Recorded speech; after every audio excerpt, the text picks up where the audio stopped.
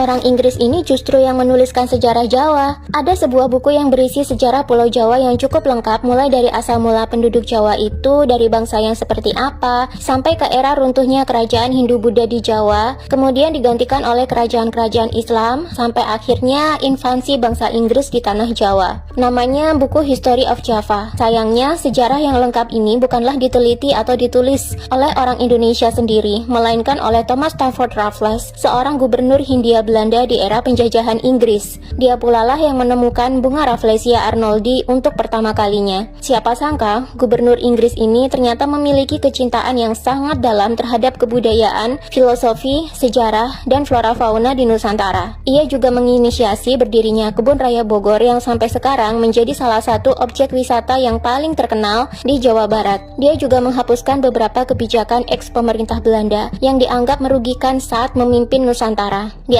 antaranya, menghapuskan sistem tanam paksa, menghapuskan sistem kerja rodi, dan menghapuskan perbudakan. Dia juga menghapuskan sistem kepemimpinan daerah yang masih berupa kerajaan-kerajaan bumi putra kecil atau sistem feodal yang diaplikasikan oleh kolonial Belanda. Seluruh raja di kerajaan di Nusantara dijadikan sebagai karyawan pemerintah Inggris. Dia juga menginisiasi penelitian dan pemugaran Candi Borobudur dan Candi Prambanan yang waktu itu hancur terbengkalai karena bencana alam dan usia. Bahkan Candi Borobudur dulu saking rusaknya, ia sampai tertutup tanah, semak-semak, dan pepohonan liar. Bahkan, penduduk setempat sempat mengira bahwa itu hanyalah bukit biasa. Sampai akhirnya Thomas Stamford Raffles menemukan bukit tersebut, menggalinya, dan memugar candi tersebut. Ia juga melakukan penelitian terhadap candi tersebut dan memugar bagian-bagian yang rusak. Hingga sekarang, akhirnya kita bisa menikmati Candi Borobudur secara utuh. Kecintaannya terhadap Pulau Jawa, akhirnya ia bukukan ke dalam History of Java. Sampai sekarang, buku yang ia tulis masih menjadi rujukan sejarawan dari beragam universitas, baik di Indonesia maupun di luar negeri. Bagi orang Inggris, Pulau Jawa adalah tanah harapan, dan Thomas Stamford Raffles barangkali adalah salah satu penjajah yang justru menaruh cinta kepada pulau ini. Ketika orang-orang Belanda, banyak yang menganggap orang Jawa itu sebagai pemalas, tukang mencuri, dan hanya pantas dijadikan budak, Thomas Stamford Raffles justru menilai orang Jawa itu sebagai orang yang ramah, kalem, mencintai perdamaian, dan layak untuk hidup lebih pantas. Kalau menurut kamu bagaimana? Jika penasaran dengan hasil riset Thomas Stamford Raffles tentang Pulau Jawa, kalian bisa baca di buku History of Java ini ya.